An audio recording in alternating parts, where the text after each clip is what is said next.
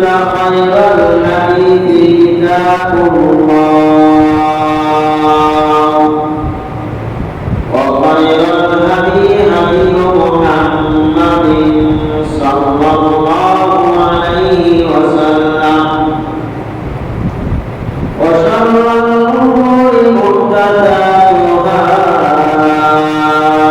وكل محدثة بدعة وكل بدعة ضلالة وكل ضلالة في النار.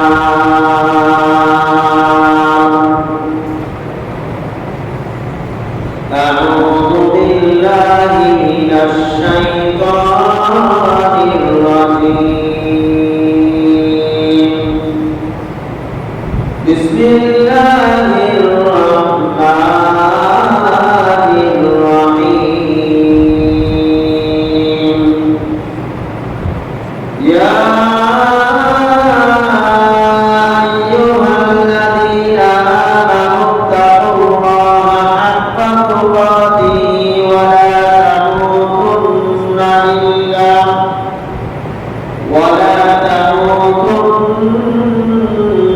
إلا وأنتم مسلمون.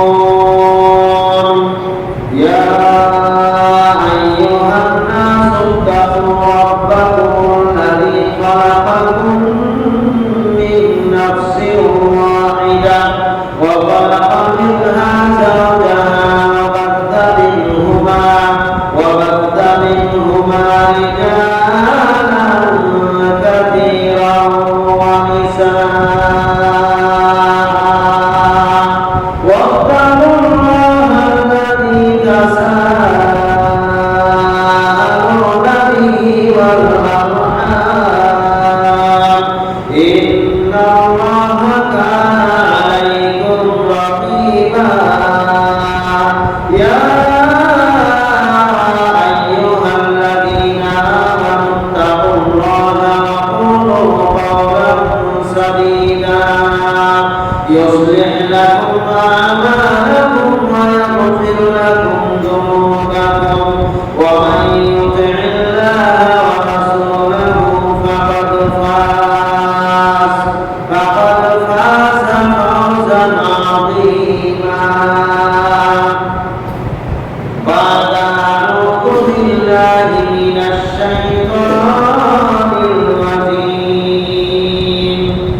إنما يعمر مساجد الله من آمن بالله واليوم الآخر وأقام الصلاة وآتى الزكاة ولم يخش إلا الله فعسى أولئك أن يكونوا من المهتدين. وقال الله سبحانه وتعالى وأن المساجد لله فلا تدعوا مع الله أحدا.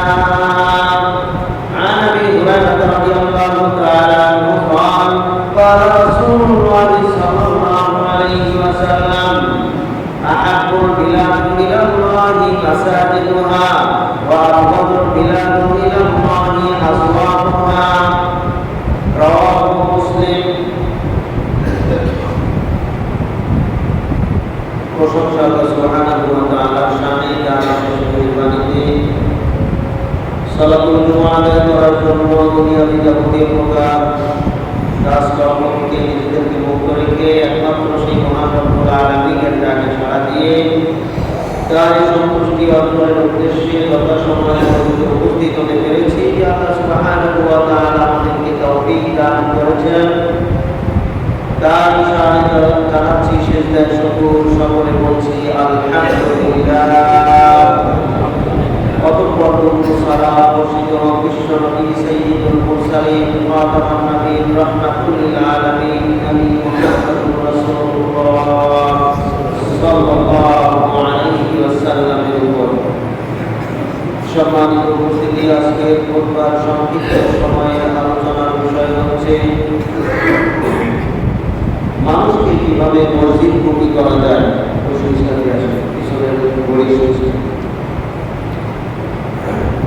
মানুষকে কিভাবে মসজিদমুখী করা যায় এই বিষয়ে যথাসম্ভব কোরআন এবং সহিহ সুন্নাহ থেকে আলোচনা রাখার জন্য চেষ্টা করব ইনশাআল্লাহ। ওয়া তাওফীকি ইল্লা বিল্লাহ আলাইহি তাওয়াক্কালতু ওয়া ইলাইহি উনীব। রাব্বি ইশরাহ লি সাদরি ওয়া ইয়াসসির লি আমরি ওয়াহলুল 'উকদাতাম মিন লিসানি ইয়াফকাহু কওলি। মসজিদ হচ্ছে আল্লাহর ঘর। মসজিদ হচ্ছে পৃথিবীর মধ্যে সবচাইতে উত্তম জায়গা। আল্লাহ সুবহানাহু ওয়া তাআলা বলেন ওয়া আন্নাল মাসাজিদা লিল্লাহ। যত মসজিদ আছে এই সকল মসজিদ হচ্ছে আল্লাহর জন্য, আল্লাহর ঘর। সুবহানাল্লাহ। ফালা তাদউ মা'আল্লাহি আহাদা। সুতরাং তোমরা সেই আল্লাহর ইবাদত করার ক্ষেত্রে, আল্লাহকে ডাকার ক্ষেত্রে আল্লাহর সাথে অন্য কাউকে ডেকো না, অন্য কারো শরীক স্থাপন করো না। একমাত্র আল্লাহর জন্য তোমরা তোমাদের ইবাদতকে খাস করে নাও এবং ইবাদতের মূল কেন্দ্র মসজিদ, এটা হচ্ছে আল্লাহর ঘর। এই ঘরে এসে আমরা ইবাদত করবো, এটাই হচ্ছে আল্লাহ তাআলার মূল লক্ষ্য, উদ্দেশ্য। আল্লাহ সুবহানাহু ওয়া তাআলা যুগে যুগে নবী রাসূল প্রেরণ করেছেন এবং তাদের মাধ্যমে আল্লাহর ঘর নির্মাণ করেছেন। আদম আলাইহিস সালাম আল্লাহর ঘর, কাবা ঘর নির্মাণ করেছেন। এরপরে আবার এই ঘর পুনর্নির্মাণ করেছেন ইব্রাহিম এবং ইসমাঈল আলাইহিস সালাম। আল্লাহ সুবহানাহু ওয়া তাআলা বলেন ওয়া আ'হিদনা ইলা ইব্রাহিম ওয়া ইসমাঈলা। আর আমি ইব্রাহিম এবং ইসমাঈল আলাইহিস সালামকে নির্দেশ দিলাম আন তাহহিরা বাইতিয়া লিত-তাইফিন, যেন তারা আমার ঘরকে পবিত্র করে রাখে, পবিত্র রাখে, পরিষ্কার পরিচ্ছন্ন রাখে। লিত-তাইফিন ওয়াল আকিফিন, যারা আমার ঘরকে তওয়াফ করবে, আমার ঘরে ইতিকাফ করবে। আমার ঘরে ফরজ সালাত আদায় করবে, নফল সালাত আদায় করবে, রুকু করবে, সিজদা করবে, তাদের জন্য ইসমাঈল এবং ইব্রাহিম এবং ইসমাঈল আলাইহিস সালামকে পবিত্র রাখার জন্য আল্লাহ তাআলা নির্দেশ দিয়েছেন। এর আগে ইব্রাহিম ইসমাঈল আলাইহিস সালাম তারা আল্লাহর ঘরকে নিজেরাই তৈরি করেছেন। ইব্রাহিম আলাইহিস সালাম মিস্ত্রি আর তার ছেলে হচ্ছে তার যোগানদাতা, সহকারী হিসাবে কাজ করেছেন। এভাবে আল্লাহর ঘর নির্মাণ করেছেন। রাসূল সাল্লাল্লাহু আলাইহি ওয়াসাল্লাম বলেছেন আহাব্বুল বিলাদ ইলাল্লাহি মাসাজিদুহা। এই পৃথিবীতে যত ধরনের ঘর আছে, যত ধরনের উন্নত মানের জায়গা আছে, উন্নত মানের প্রাসাদ আছে, সব কিছুর চাইতে সর্বশ্রেষ্ঠ জায়গা হচ্ছে মসজিদ। সুবহানাল্লাহ। ওয়া আফদালুল বিলাদ ইলাল্লাহি আসওয়াকুহা। আর এই পৃথিবীতে সবচাইতে নিকৃষ্ট জায়গা হচ্ছে যত ধরনের বাজার আছে, মার্কেট আছে, ওই মার্কেটগুলি হচ্ছে সবচাইতে নিকৃষ্ট জায়গা। মসজিদে আসলে মানুষ কল্যাণের পথ পেয়ে যায়, আর বাজারে গেলে মানুষ গোমরাহি পথভ্রষ্ট হয়ে যায়। মসজিদে আসলে মানুষের ঈমান বৃদ্ধি পায়, মানুষের আমল বৃদ্ধি পায়, মানুষের তাকওয়া বৃদ্ধি পায়। আর বাজারে গেলে মানুষের ঈমান নষ্ট হয়, মানুষের আমল নষ্ট হয়, মানুষের তাকওয়া নষ্ট হয়। এজন্য মসজিদ হচ্ছে সর্বোৎকৃষ্ট জায়গা। এই মসজিদ সম্পর্কে আমরা যদি জ্ঞান অর্জন করি তাহলে মসজিদের প্রতি আমাদের আকর্ষণ বাড়বে। মসজিদ আসলে কি? তাহলে মানুষকে মসজিদমুখী করার জন্য এক নাম্বার পয়েন্ট হচ্ছে মসজিদ কি জিনিস এটা জানা। মসজিদ সম্পর্কে জ্ঞান অর্জন করা। মসজিদ আসলে কি? একদিকে মসজিদ যেমন উত্তম জায়গা, গুরুত্বপূর্ণ জায়গা, সর্বোৎকৃষ্ট জায়গা, আর একদিকে মসজিদ হচ্ছে ইসলামের প্রাণকেন্দ্র। ইসলামের যত বিষয় আছে এই সকল বিষয়ের মূল ফয়সালা দেওয়া হতো এই মসজিদ থেকে। রাসূল সাল্লাল্লাহু আলাইহি ওয়াসাল্লাম ছিলেন প্রধান বিচারপতি। তিনি বিচার কার্য সমাধান করতেন, বেশিরভাগ বিচার কার্য মসজিদে। মসজিদ রাসূল সাল্লাল্লাহু আলাইহি ওয়াসাল্লাম ছিলেন প্রধান সেনাপতি। তিনি সেনাবাহিনী পরিচালনার জন্য মসজিদ থেকেই তাদেরকে নির্ধারণ করতেন। রাসূল সাল্লাল্লাহু আলাইহি ওয়াসাল্লাম ছিলেন রাষ্ট্রপতি। তিনি রাষ্ট্র পরিচালনার মূল কেন্দ্র হিসাবে মসজিদকেই বেছে নিয়েছেন। সুবহানাল্লাহ। তাহলে মসজিদ হচ্ছে মুসলমানদের মূল কেন্দ্র। এই মসজিদ থেকে সব ফয়সালা হবে এবং এই মসজিদ থেকে যে ফয়সালাগুলি হবে, এই ফয়সালা করার ক্ষেত্রে মানুষ কোনো চালাকি, দুই নম্বরি, বাটপারি করার সুযোগ পাবে না। এইখানে আসলেই মানুষের অন্তরে একটা আল্লাহর ভয় কাজ করবে। তাই তো আমরা দেখি সাধারণ মানুষ যারা পাপিষ্ঠ লোক, তারা মসজিদে এসে পাপ কাজ করতে পারে না, করে না, ভয় পায়। অন্ততপক্ষে তারা আল্লাহর হুকুম না মানলেও তারা জানে যে মসজিদে যদি পাপ কাজ করি তাহলে আল্লাহর ধ্বংস অনিবার্য। এমনকি আমাদের সমাজে আশেপাশে যে সমস্ত বিড়িখোর, সিগারেট করে রয়েছে,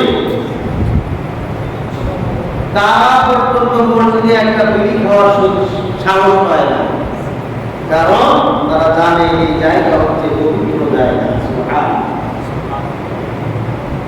বিড়ি, সিগারেট হচ্ছে একটা নিকৃষ্ট পানীয়, এটা মসজিদে পাওয়া যায় না, এটা সবাই জানে। এই মসজিদমুখী করার জন্য যারা মুসল্লি আছেন তাদেরকে সর্বাত্মক চেষ্টা করতে হবে মানুষ যেন মসজিদমুখী হয়, কারণ মসজিদের মূল ঘোড়া হচ্ছে মুসল্লি। মুসল্লি যত বেশি হবে মসজিদের সংখ্যা তত বৃদ্ধি পাবে। মুসল্লি যত বেশি হবে প্রত্যেক মুসল্লিদের নেকি তত বেশি হবে। মুসল্লি যত বেশি হবে মানুষের, মুসল্লিদের মধ্যে তাদের আমল বৃদ্ধি পাবে, তাদের তাকওয়া বৃদ্ধি পাবে, তাদের ঈমান বৃদ্ধি পাবে, পরস্পরের মধ্যে ভ্রাতৃত্বের বন্ধন মজবুত হবে, অটুট হবে। মসজিদমুখী মানুষ যত বেশি হবে তত তারা আল্লাহর বিধান সঠিকভাবে পালন করার সুযোগ পাবে। মসজিদে যত বেশি আসবে তত আল্লাহর বিধান জানার সুযোগ পাবে। অতএব মুসলিমদের মূল প্রাণ কেন্দ্র হচ্ছে মসজিদ। এজন্য যারা যত বেশি মসজিদ থেকে দূরে, তারা তত বেশি আল্লাহর বিধান থেকে দূরে। এই সমাজে এমন অনেক ব্যক্তি রয়েছেন যারা বছরে একবার মসজিদে আসে না, এরকম ব্যক্তিও আছে। অথচ তারা নিজেদেরকে মুসলিম বলে দাবি করেন। তারাও মারা গেলে আমরা তাদের জানাজায় শরীক হয়, কিন্তু বছরে একদিনও মসজিদে আসে না, এরকম ব্যক্তিও আছে। এই সকল ব্যক্তিদেরকে মসজিদমুখী করার জন্য আমাদেরকে কিছু দাওয়াতি কাজ করার প্রয়োজন নাই? আমাদের কি কিছু করণীয় নাই? প্রত্যেকের কিছু করণীয় কাজ আছে। সমাজের সকল মানুষদেরকে মসজিদমুখী করার জন্য আমাদের সকলকে চেষ্টা করা দরকার। এই মসজিদমুখী করার জন্য মানুষের মাঝে যে সকল বিষয়ে মানুষের ভিতরে, মানুষের ব্রেনে ঢোকাতে হবে সেগুলি হচ্ছে মসজিদে আসলে লাভ কি আর না আসলে ক্ষতি কি। 2 নম্বর পয়েন্ট থাকবে, এই মসজিদ হচ্ছে এমন গুরুত্বপূর্ণ জায়গা। রাসূল সাল্লাল্লাহু আলাইহি ওয়াসাল্লাম বলেছেন, মান বানা লিল্লাহি মাসজিদান, যে ব্যক্তি মসজিদ নির্মাণ করলো। মসজিদ নির্মাণ মানে একজন ব্যক্তি পুরো একটা মসজিদ তৈরি করলো, এটাও হতে পারে। আবার মসজিদের আংশিক যার যতটুকু সাধ্য আছে অংশগ্রহণ করে মসজিদ পরিচালনা করলো, মসজিদ নির্মাণ করলো, সকলেই অন্তর্ভুক্ত ইনশাআল্লাহ। আল্লাহ রাসূল বলেছেন, মান বানা লিল্লাহি মাসজিদান, যে ব্যক্তি আল্লাহর জন্য মসজিদ নির্মাণ করে, বানাল্লাহু লাহু বাইতান ফিল জান্নাহ, আল্লাহ তাআলা তার জন্য জান্নাতে ঘর নির্মাণ করে। সুবহানাল্লাহ।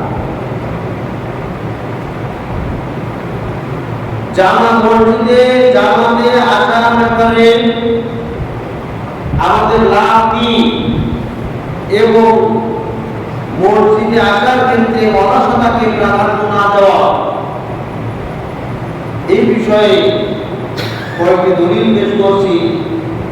আব্দুল্লাহ ইবনে উমর রাদিয়াল্লাহু তাআলা বলেন, রাসূল সাল্লাল্লাহু আলাইহি ওয়াসাল্লাম বলেছেন, যদি কোনো ব্যক্তি কোনো কারণবশত বাড়িতে বা অন্য কোথাও সালাত আদায় করে, ব্যবসার ক্ষেত্রে হতে পারে, বাজারে ঘাটে হতে পারে, জমিতে হতে পারে বা বাড়িতে হতে পারে, কোনো ক্ষেত্রে কোনো জায়গায় যদি সালাত আদায় করে, আর ওই একই ব্যক্তি যদি ওইখান থেকে একটু কষ্ট করে মসজিদে সালাত আদায় করতো, তাহলে ওই জায়গার সালাতের চাইতে 27 গুণ নেকি মসজিদে আসার কারণে, জামাতে শরীক হওয়ার কারণে বৃদ্ধি পেত। সুবহানাল্লাহ।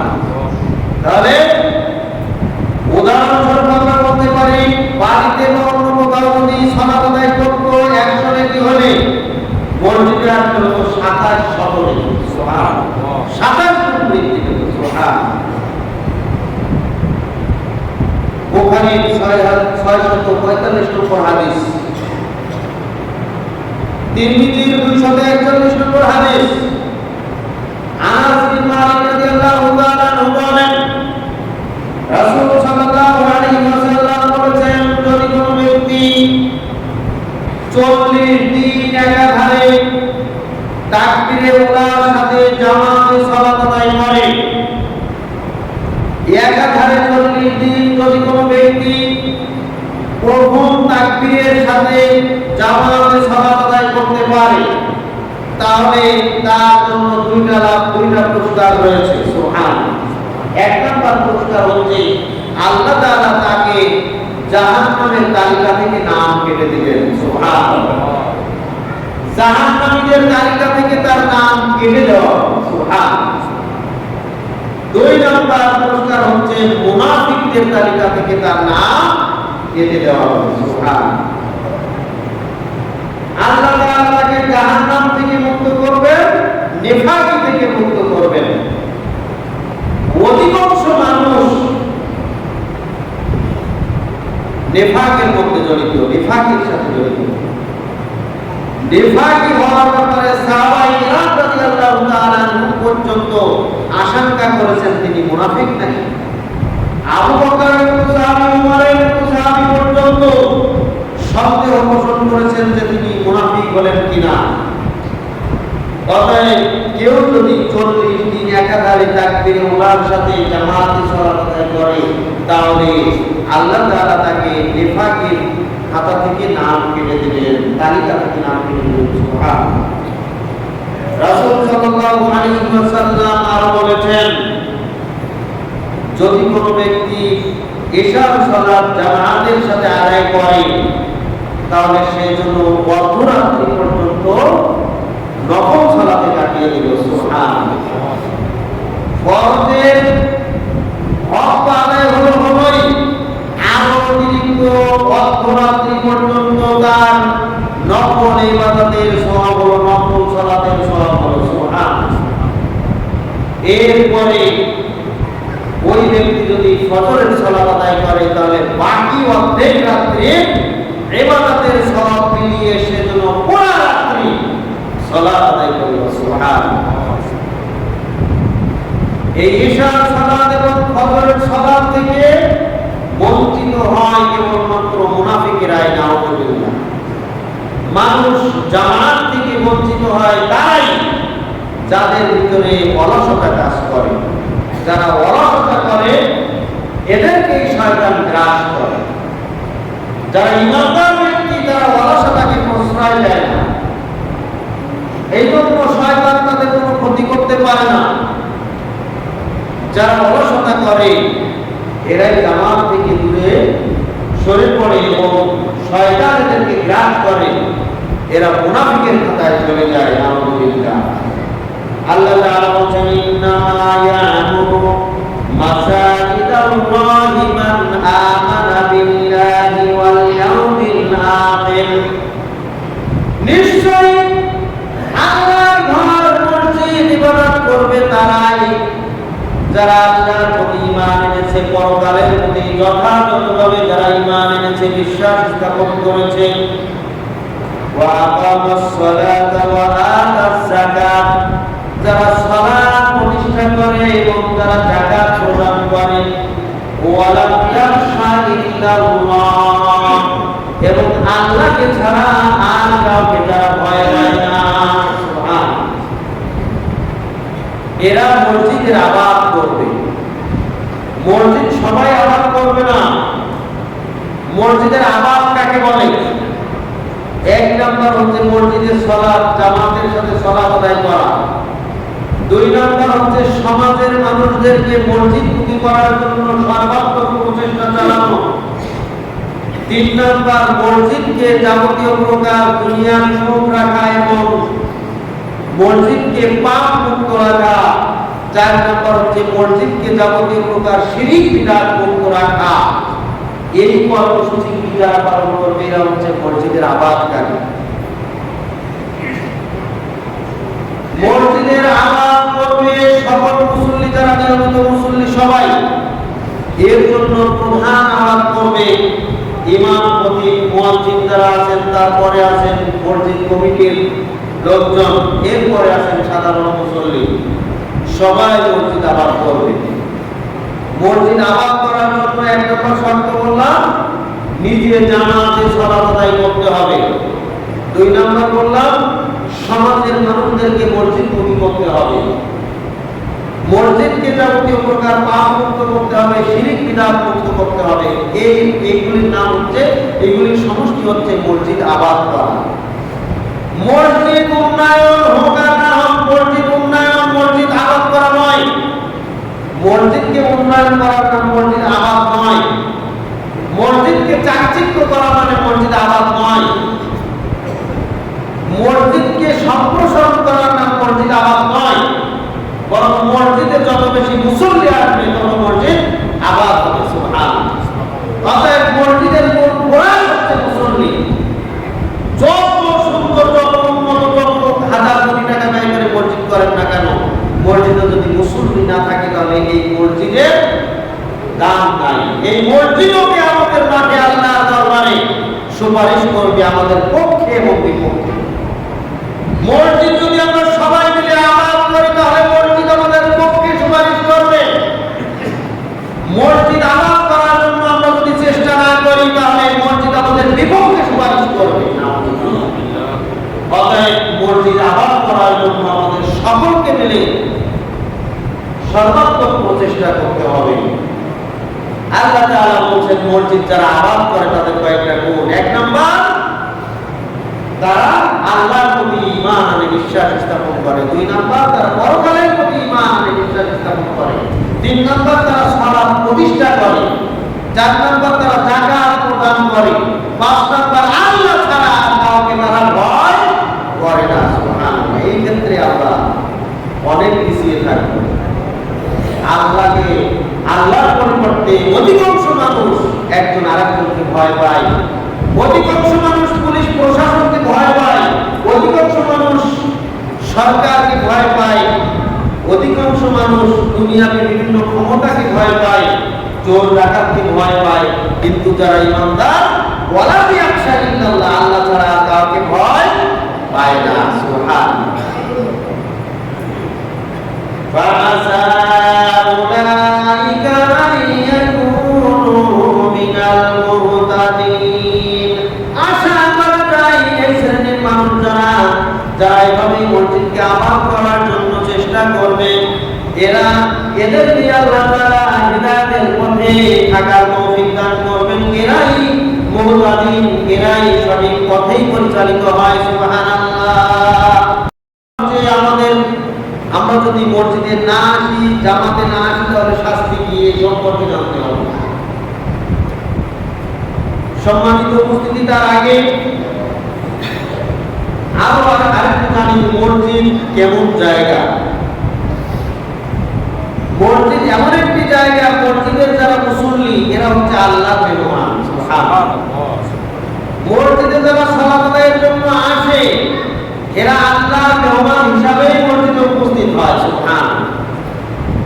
আমরা যখন কোন মেহমানের বাড়িতে যাই, মেজবানের বাড়িতে মেহমান হয়ে যাই, মেজবান ব্যক্তি মেহমানদের জন্য আপ্যায়নের ব্যবস্থা করেন, তাদের জন্য সুন্দর বসার ব্যবস্থা করেন, তাদেরকে সাদরে গ্রহণ করে, তাদের জন্য আপ্যায়নের ব্যবস্থা করেন, তাদের সাথে সুন্দর ব্যবহার করে।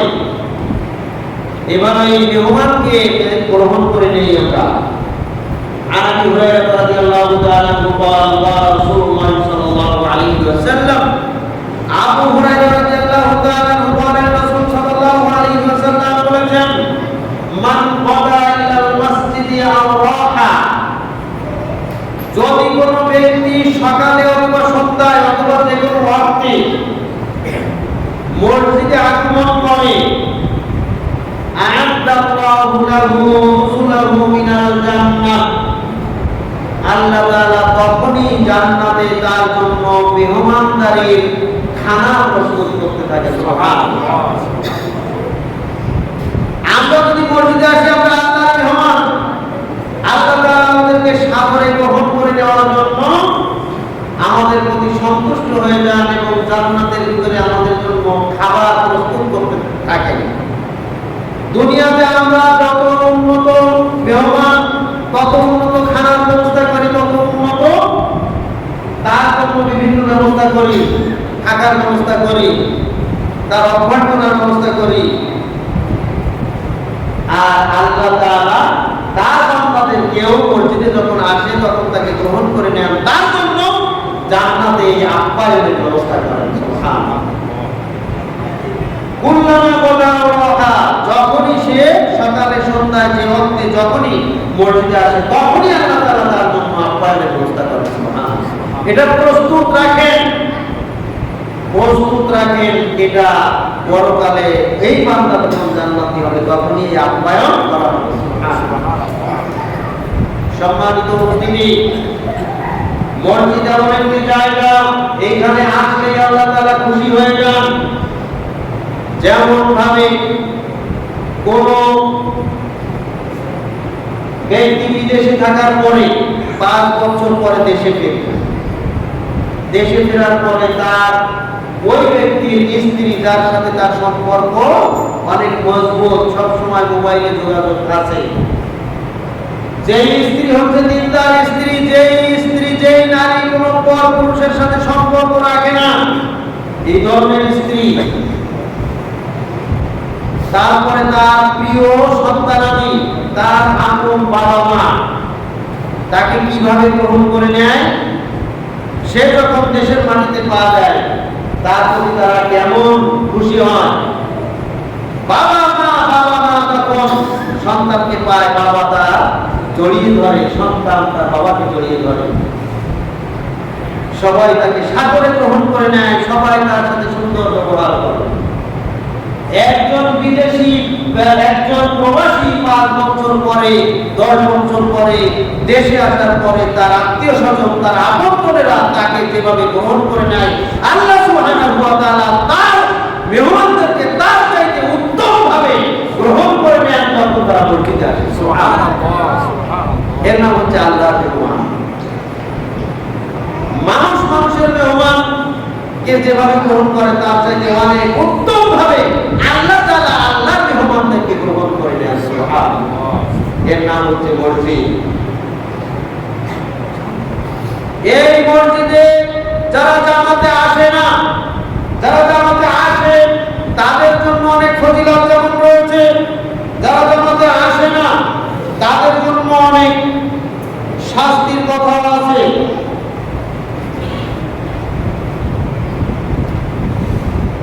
আল্লাহ সুবহানাহু ওয়া তাআলা জামাতকে প্রতিষ্ঠা করার জন্য যুদ্ধের ময়দানের মতো কঠিন জায়গায় নবী মুহাম্মদ সাল্লাল্লাহু আলাইহি ওয়াসাল্লাম কে বলেছেন সূরা নিসার 102 নম্বর আয়াত ওয়া ইযা কুনতা ফীহিম ফাআকামতাস সালাতা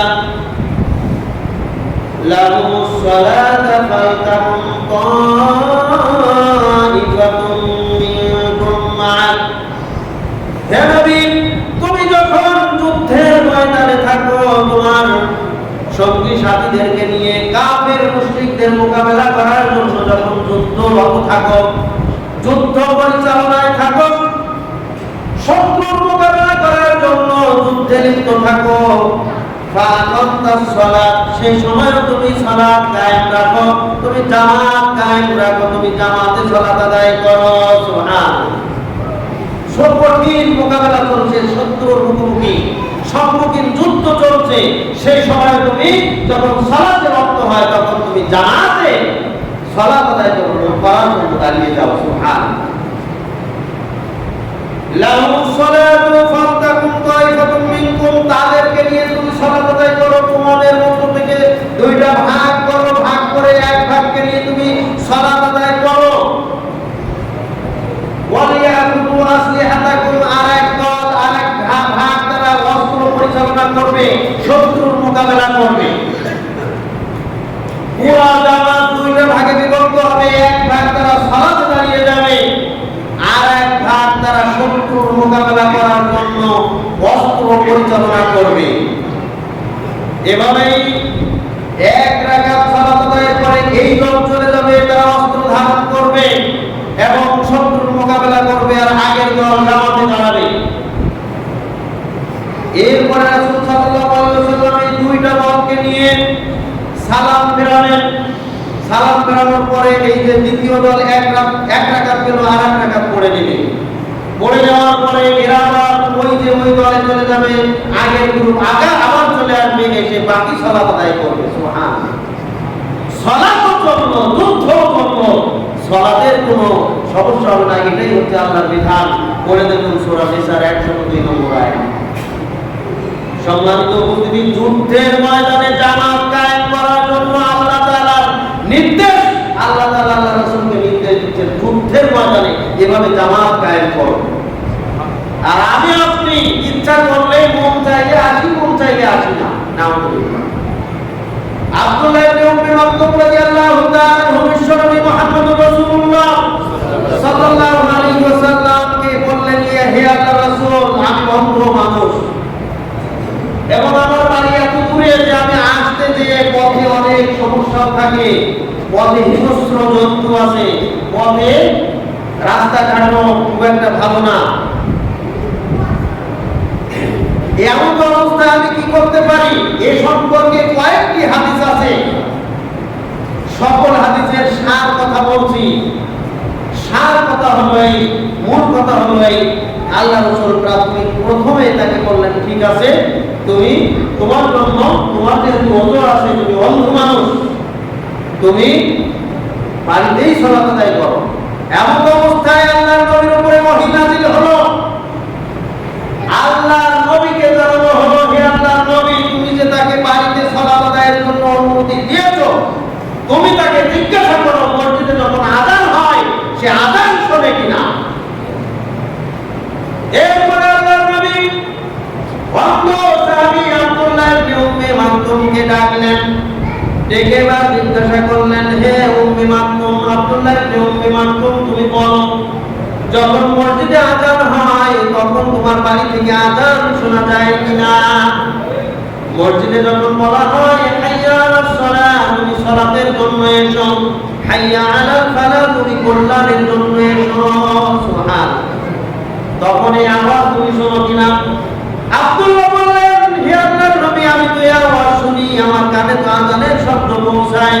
বিশ্বনবী বললেন, তোমার কানে যখন আযানের শব্দ পৌঁছায় তখন তোমার কোনো ওজর আপত্তি চলবে না, যত কষ্ট করে হোক তোমাকে মসজিদে এসে জামাতে সালাত আদায় করতে হবে। সুবহানাল্লাহ। এর নাম হচ্ছে জামাত, জামাতের গুরুত্ব।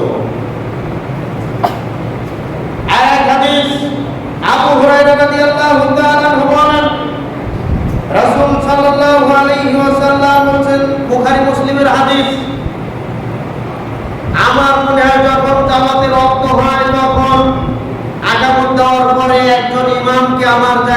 নির্ধারণ করে নেই। নির্ধারণ করে দেওয়ার পরে আমি কিছু লাকড়ি নিয়ে আর কিছু লোকজন নিয়ে ওই সকল বাড়িতে হামলা চালাই যেই সকল বাড়ির মানুষেরা মসজিদে আসেনি, এবং ওই সকল মানুষের ঘর বাড়িগুলি আগুন দিয়ে জ্বালিয়ে দেয়। কত কঠিন কথা! এ সম্পর্কেও কয়েকটি হাদিস আছে, একাধিক হাদিস আছে। রাসূল সাল্লাল্লাহু আলাইহি ওয়াসাল্লাম আগুন দিয়ে জ্বালাতে চেয়েছেন ওই সকল বাড়ি ঘর যেই সকল বাড়ি ঘরের মানুষেরা মসজিদে জামাতে সালাত আদায় করতে আসে না। আমাদের আজকের মসজিদে ফজরের জামাতে এক কাতার মানুষ, আর বাকি সব তো মসজিদে বাড়িতেই ছিল। আল্লাহর নবীর যুগ হলে কি হতো? নাউযুবিল্লাহ। আল্লাহ তাআলা আমাদেরকে হেদায়েত দান করুন। বিশ্বনবী মুহাম্মদুর রাসূলুল্লাহ সাল্লাল্লাহু আলাইহি ওয়াসাল্লাম আরো বলেছেন, ঈশা এবং ফজরের সালাতের জামাত মুনাফিকরা ছাড়া আর কেউ পরিত্যাগ করে না। তবে এই মুনাফিকরাও যদি জানতো ঈশা এবং ফজরের কি পুরস্কার, কি প্রতিদান রয়েছে, তাহলে তারা হামাগুড়ি দিয়ে হলেও মসজিদে উপস্থিত হতো। ইমানদাররা তো হতোই, মুনাফিকরা উপস্থিত হয়ে যেত।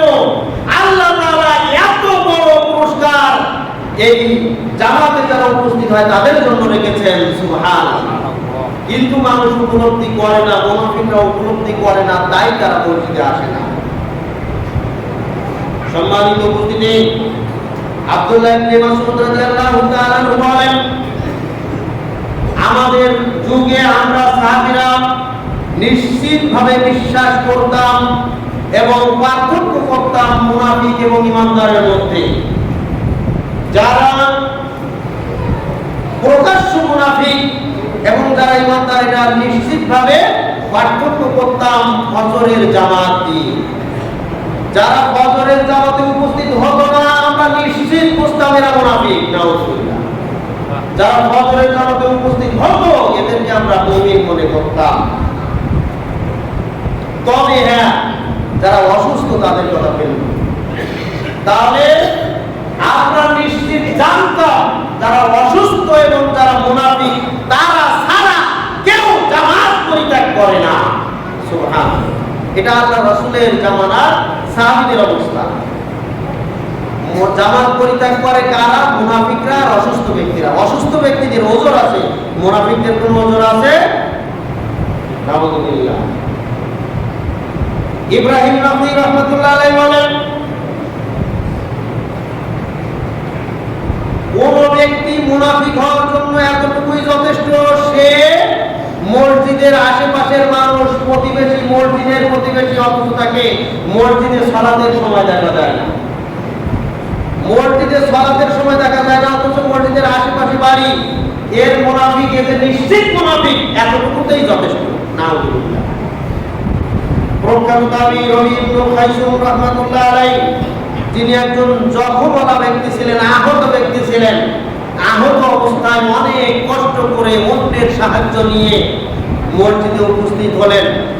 মসজিদে উপস্থিত হওয়ার পরে কিছু ব্যক্তি বললেন যে, হে অমুক, আপনার তো ওজর আছে, আপনি তো আহত ব্যক্তি, আপনি তো জখমওয়ালা ব্যক্তি, আপনি এত কষ্ট করে মসজিদে এসেছেন, আপনি তো না আসলেও কোনো সমস্যা ছিল না। তখন তিনি বললেন, আমার কানে হাইয়া আলাস সালাহ যখন আসে, হাইয়া আলাল ফালাহ যখন আসে, তখন আমি কিভাবে বাড়িতে বসে থাকতে পারি? কিভাবে একজন ঈমানদার ব্যক্তি বাড়িতে বসে থাকতে পারে সে আযান শোনার পরে? এজন্য আমি যখন আযান শুনি তখন আমি নিজেকে আর ধরে রাখতে পারি না। যত কষ্ট হোক, আমার জীবন চলে যায়, তারপরেও আমি মসজিদে আসার জন্য সর্বাত্মক চেষ্টা চালাই, আমি মসজিদে উপস্থিত হই। সুবহানাল্লাহ। হে জনতা মণ্ডলী, তোমরা শুনে রাখো, যতক্ষণ পর্যন্ত তোমরা হামাগুড়ি দিয়ে হলেও মসজিদে আসতে সক্ষম, ততক্ষণ পর্যন্ত এই জামাত পরিত্যাগ করো না। ততক্ষণ পর্যন্ত তোমরা মসজিদে এসো, মসজিদে উপস্থিত হও। এটাই আল্লাহর বিধান।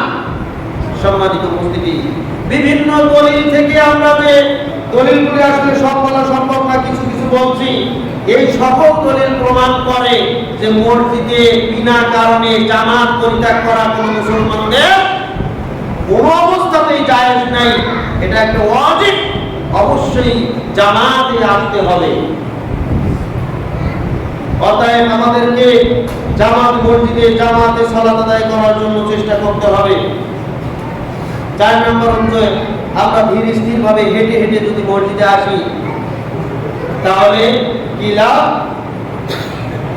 রাসূল সাল্লাল্লাহু আলাইহি ওয়াসাল্লাম বলেছেন, যদি কোনো ব্যক্তি সুন্দর করে ওযু করে, ওযু করার পরে আল্লাহর ঘরে পবিত্র স্থানে আসার উদ্দেশ্যে, জামাতের উদ্দেশ্যে ঘর থেকে বের হয়,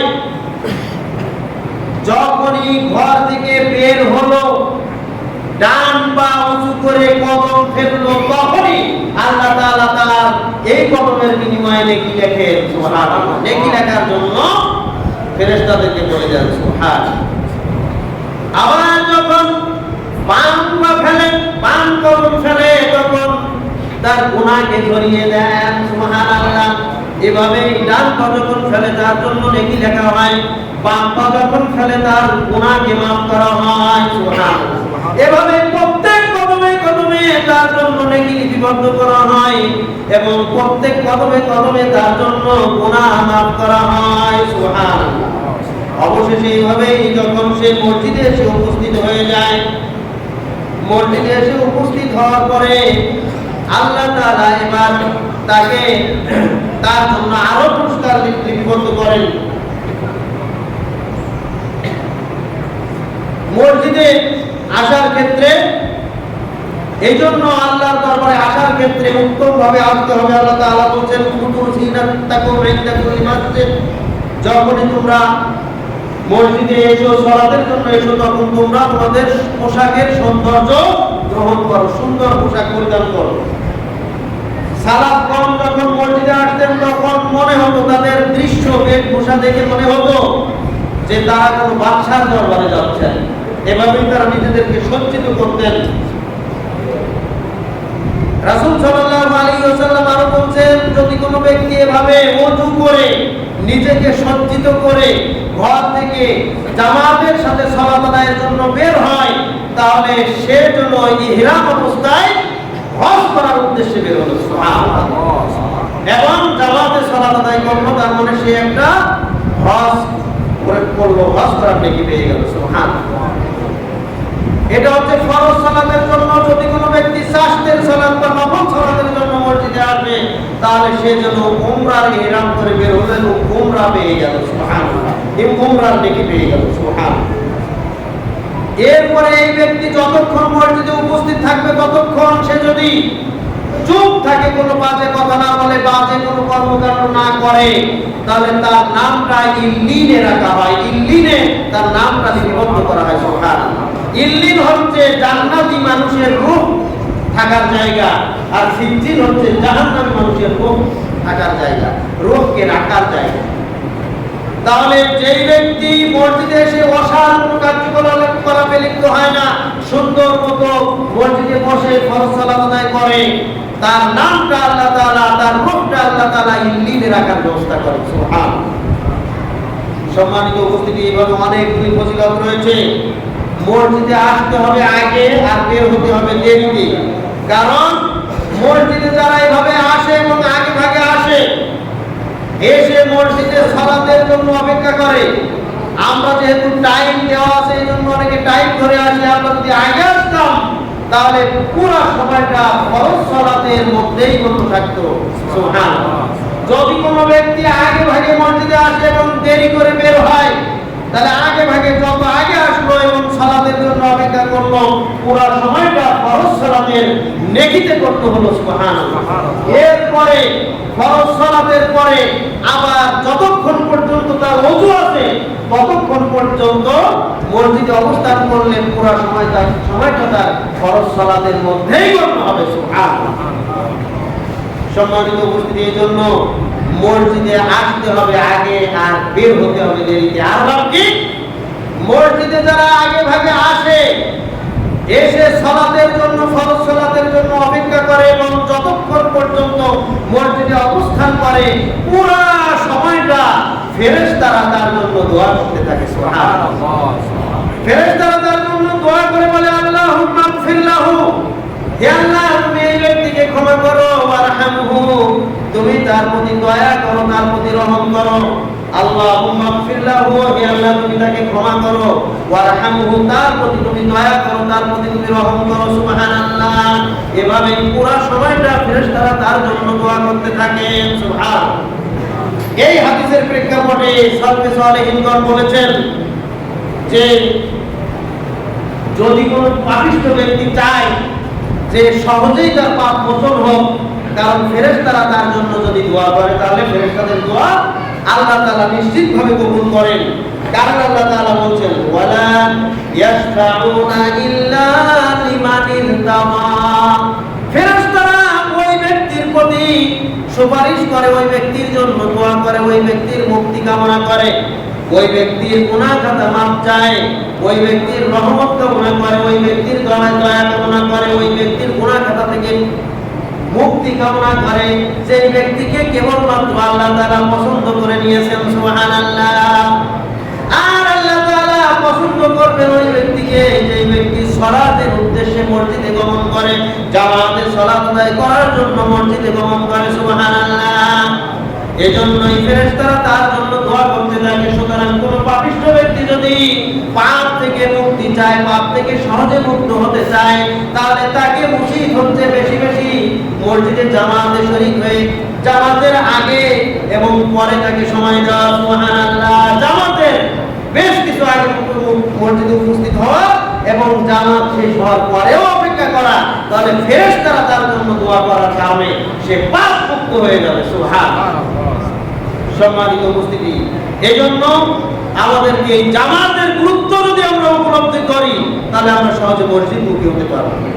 এরপরে সর্বশেষ, সময় শেষ হয়ে গেছে, সর্বশেষ পয়েন্টটা বলতে চাচ্ছি, মসজিদমুখী হওয়ার জন্য ভালো বন্ধু নির্বাচন করতে হবে, ভালো সঙ্গী সাথী নির্বাচন করতে হবে, যারা আপনাকে মসজিদে আসার জন্য আমন্ত্রণ জানাবে, যারা আপনাকে করতে মোবাইলে অথবা সরাসরি আপনাকে একটু স্মরণ করে দিবে, চলেন মসজিদে যাই।